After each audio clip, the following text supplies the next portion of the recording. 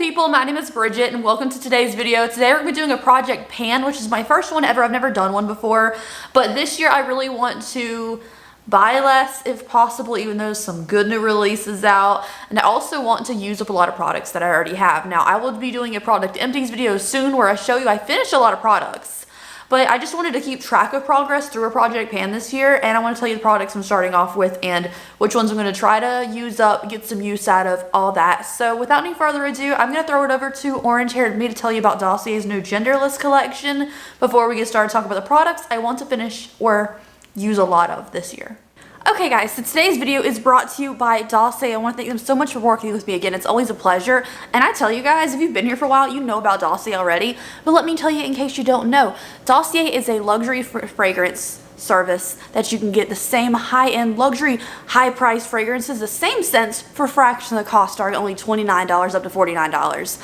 They have tons of different scents. I introduce you to them all the time, but today we're gonna check out their new Genderless collection. I haven't smelt these yet because, well, I thought I would do it with you and it'd be like a nice first impressions. So that's what we're talking about today. The Genderless collection makes a lot of sense for people who are non-binary, people who just like one scent or another. I typically wear more male fragrances in general, so the Genderless line makes a lot of sense to me because sometimes I don't want to smell like I'm wearing a cologne, and sometimes I do, but I'm also not the super overly girly floral type either, so the Genderless collection, again, fits perfectly for my type of fragrance preferences. So here is the new beautiful red packaging on it. They keep the packaging very simplistic, very nice. I have a couple of test strips here. We'll test out the fragrance together.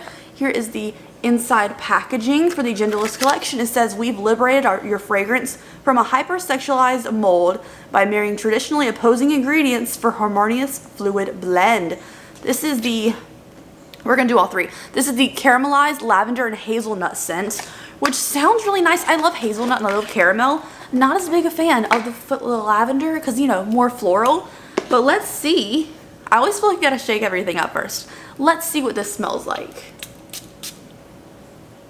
Oh, that was not what I was expecting.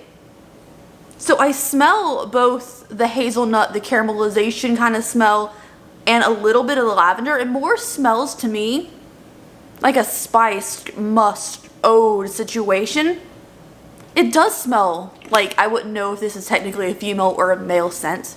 Let's see what this next fragrance is. This next one is Sunny Vetiver and Neroli. I'm not so good at pronouncing things. But this says this fragrance has a blend of floral and woody notes.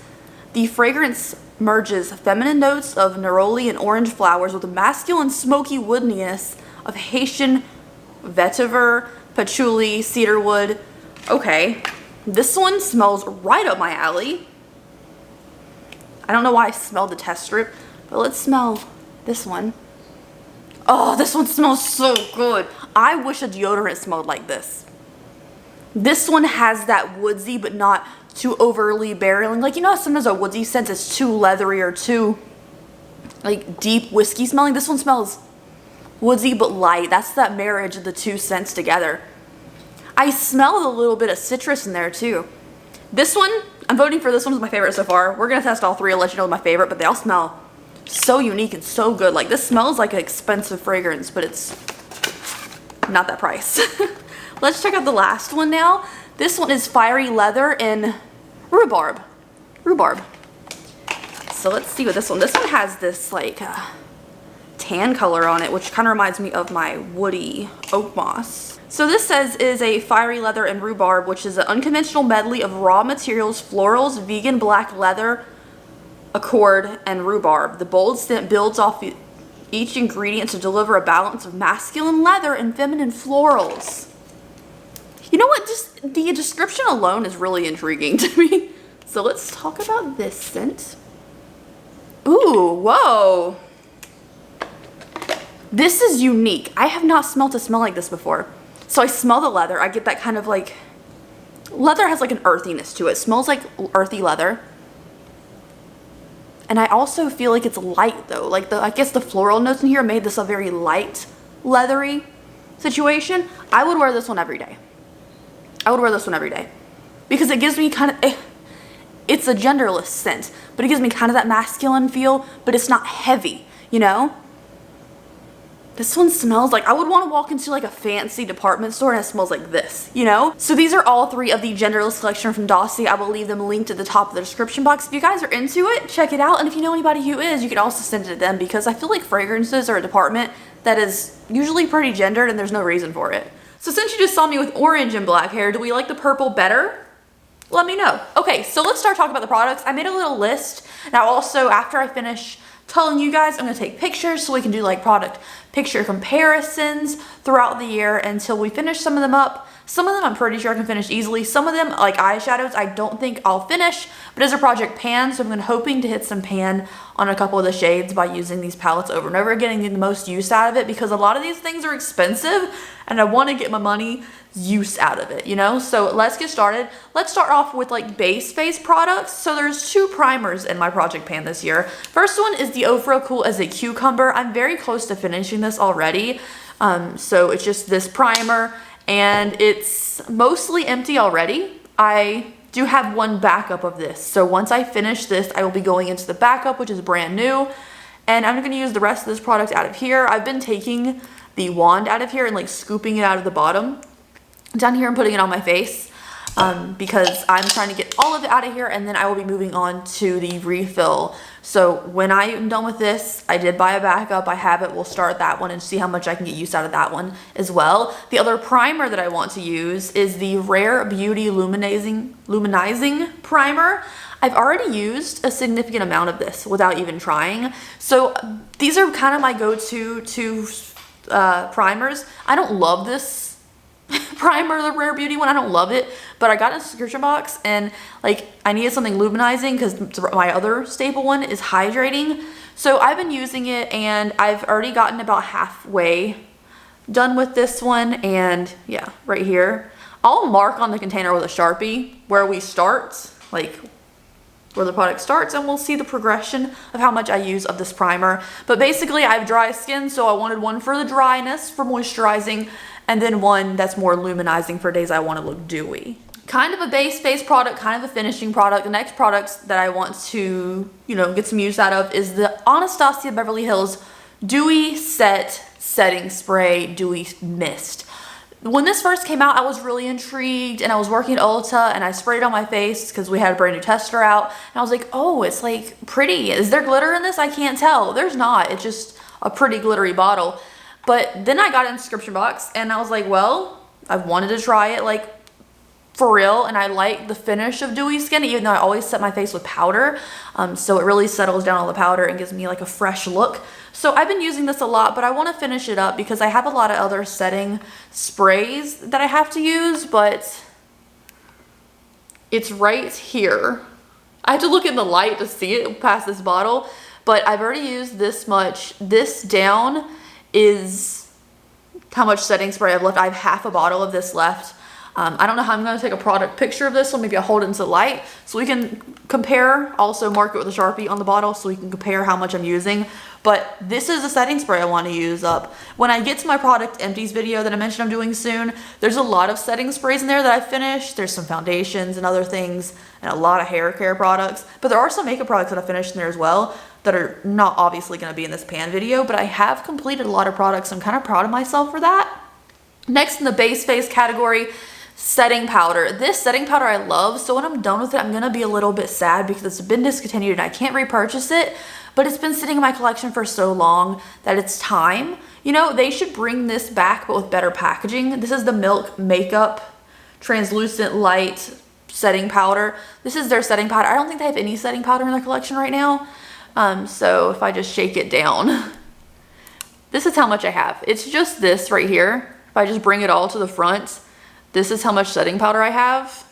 It's not that much, but I've had it for a while. I want to finish it. And this product was great, except it has like this mesh netting on the inside, which sounds good in concept. Obviously, I had to poke a hole in it because it's just not the greatest sifter to get the product out. But this setting powder itself is so light and fluffy and pretty, and it still leaves my skin like a little bit of dewiness if I use a dewy foundation. Because again, I always set with powder, so I don't have to touch up during the day.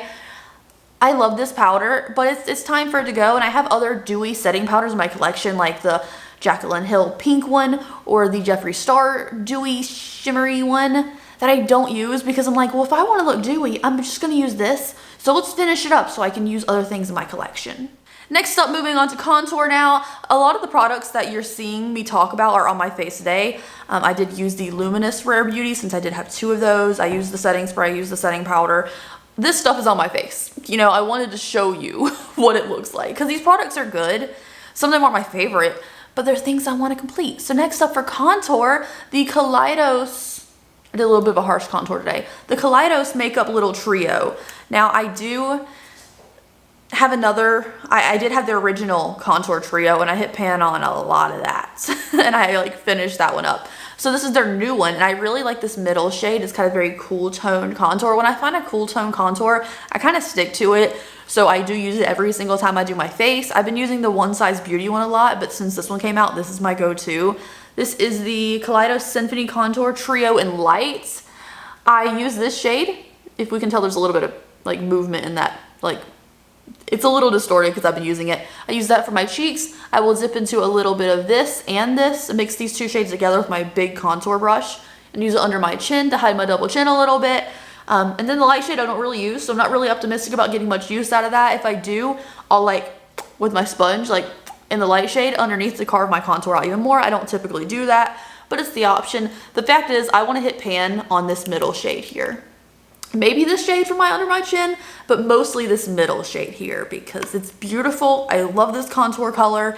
And honestly, if I was gonna hit pan on anything, it's usually my contour products. Like I finish a lot of them. Now for blush, I couldn't really pick a blush because I usually dip into this big pan of Ophir ones that I depotted and put in here. Usually I dip between like these 3, but for blush, I couldn't really pick out one that I thought I was gonna like use a lot, so I didn't pick one. But as far as highlighters go, on the other side of this palette, which is from Amazon, I'll leave a link down below if I remember. I want to use this Start Inspired one. Now, Start Inspired is just a combination of the 2 other highlighters that I already have hit pan on, which is Pillow Talk and Glazed Donut. I wanted to make sure I wasn't gonna touch my fingers in here. So I've already hit pan on these 2. This one obviously a lot because Pillow Talk's my favorite and Glazed Donut's also really beautiful. But this Start Inspired one, which is a combination of these 2, I want to hit pan on soon because I haven't, and I have hit pan on the other ones, which is very satisfying. Something about the completion of like, oh, I hit the bottom of something is really nice. And I didn't even mean to on these, so I feel like if I focus on using this one, which is my highlighter today, I will be able to hit pan on it. It's very nice, so I'm hoping. I feel like maybe I should have picked a blush, but throughout the years when I'm doing checkups on my project pan, I will add in new products as I finish other ones, and maybe there's something I'll declutter my eyeshadow collection, or I'll declutter my blush and highlighter drawer, which I really need to, and I'll single some things down, and then I'll choose from there what blush I want to add into my project pan. We have a whole year that we're going to try to take this journey together, so I think it's going to be good. But I'm also not going to limit myself to not using other products. Obviously, I'm not going to try to use these things every single day. Probably like the setting powder, the contour, and the primers I will. But as far as eyeshadows and highlighters and things, I'm going to use other ones. But we're going to see what I can get through. So for eyeshadow, this was a very hard decision for me because I use the Shadow Kiss from Alter Ego a lot. And I use like my go-to for like everyday looks. But something that really caused me this year is I've spent a lot of money on Jeffree Star palettes. I've spent a lot of money on high-end eyeshadow palettes, and then I tend to reach for the cheaper, more affordable ones like Colourpop and Alter Ego. So I'm going to try to break that cycle and use up my fancy palettes, because if I'm not going to do it, they're just going to sit in here and go bad. So the Cremated palette from Jeffree Star. I know this has been out for 2 years, but I love it. So it is my eyeshadow today, just very simple gray look. This is gonna be 2 things. So it's gonna be for my eyeshadow as well as my eyebrows. Typically I use the Jeffree Star Weirdo or the little grayscale quad that came out from Colourpop as a black matte shadow, and I do my eyebrows with that shadow on a little pencil brush. I don't buy brow products anymore. It saves me a lot of money, a lot of time, and eyeshadow works really well for your eyebrows. And if I get caught in the rain, it doesn't make any other difference than any other makeup on my face, so it's fine, and it's saved me some money. So I will be using this black matte shadow as my eyebrows for a while. I did use it today, so you can see a couple little lines in there if the camera will focus on it. And then I used a variety of shades. I'm not necessarily trying to hit pan on every single shade in here because there's some shades I'm going to use more than others, but I do want to make a significant difference in how I see this palette, because right now it's very like, I've touched some shimmers, but it still looks very brand new. Like, these don't look touched at all. Look at that one. It doesn't look touched at all. And I want to make use out of it. I don't do that many bright, colorful looks anymore. So this is just like a staple everyday errand palette for me that I think is going to be very pretty and I want to use. So whereas I'm not trying to hit pan on every single shade in here, we're going to see what I can get use out of, because this was like a $58 eyeshadow palette. Speaking of expensive eyeshadow palettes, I really love the formula of this one, and this is why I'm treating this one as my other eyeshadow palette to try to use more, and this is Melt Rust. Every time Melt Cosmetics comes out with a palette, my heart and soul is like, I really want that. Maybe not my everyday color scheme, but I really want that. Even though half their palettes are kind of bad in quality, when they hit right, they hit right. So Rust is like a beautiful palette. I love this palette, and it's an expensive palette, and I feel like if I get a lot of use out of this, I can treat myself at the end of the year to buying another one, maybe Gemini 2, I'm not really sure. But here is the eyeshadow palette as it stands currently. It's used looking, right? I did already get this used when I got it, but I want to use it more, honestly. A lot of the shades, like you can see that the shimmers have been touched, but a lot of the shades don't even have dents in the pan. They're just regular and haven't really been used that much. Yeah, I've scratched the surface on like this shade because I love this in my crease, but honestly, as much as this palette costs and as much as I like really want more Melt palettes, I gotta prove to myself that I'm gonna use the palettes. So this is the other eyeshadow palette that I've picked. I've only picked 2, so that's pretty good. So let's do the roundup of all of my products that I'm going to try to use. I will try to put tally marks in my little journal that I use every day, as far as how many uses I'm using these things, so we can keep track together. So for eyeshadow palettes, I chose Jeffree Star Cremated and Melt Cosmetics Rust. As far as contour, I just chose the Kaleidos one. I chose the Milk Makeup Setting Powder, the Ofra Cool as a Cucumber Primer, the Rare Beauty Luminizing Primer, the Anastasia Beverly Hills Dewy Setting Spray, and the Start Inspired Highlighter from Ofra. So that is my project pan for this year. I don't really know how these videos go. I tend to see like a lot of panning images like before and after usage on Instagram, so when I take my pictures of these products as they're before right now, maybe I'll have some good after pictures I can post on Instagram too later. So anyways, thank you guys so much for watching today's video. I hope you enjoyed it. Let me know if there's any products you're trying to use down below. For me, I was like, ooh, should I reach for that Tartelette and Bloom, you know, because I love it. But as far as neutrals go, both of the other palettes that I chose are so much more bold, I feel like I might get more use out of it. But if I get bored with these palettes, we may be adding in Tartelette and Bloom, because that was like on my list, you know? So thank you guys so much for watching. I hope you enjoyed it.